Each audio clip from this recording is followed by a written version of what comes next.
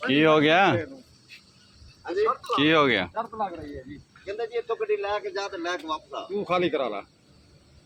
Number भी मेरा है, ज्यादती मेरे नाल।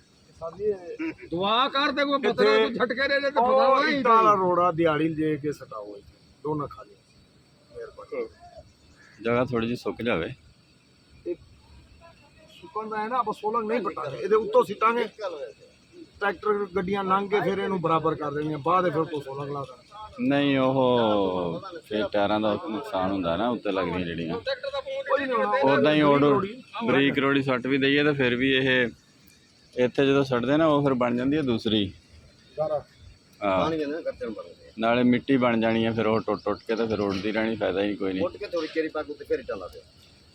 मेरी नजर है कि उत्तों ही सचन बराबर करें तू तो करंचियां लता है। गाड़ियां टपसे ने बिल्कुल प्लेन धीरे से वला बाद इटा 4 वला 100 खाने 200 पीए जी वेली वो अलग वैसे टोटे में वो बजरी पिए वो पा क्यों रहे ਇਹ ਵਿੱਚ ਗਰਕ ਹੋ ਜਾਏਗਾ ਨਾ ਥੱਲੇ ਇਟਾਂ ਉੱਤੋਂ ਉਹ ਤੇ ਜਿਹੜੀ ਇੱਟ ਪਈ ਹੈ ਵਿੱਚ ਲੱਗੀ ਹੋਈ ਉਹ ਕਿਉਂ ਜ਼ਾਇਆ ਕਰਨੀ वो ਹੈ? जानी है। ਕੱਢਣੇ ਹਾਂ ਜਾਂ ਉਹ ਕੱਢ ਕੇ ਤੇ ਉੱਤੇ ਉਹ ਪਾ ਕੇ ਰੋੜੀ ਰੋੜੀ ਪਾਵਾਂਗੇ।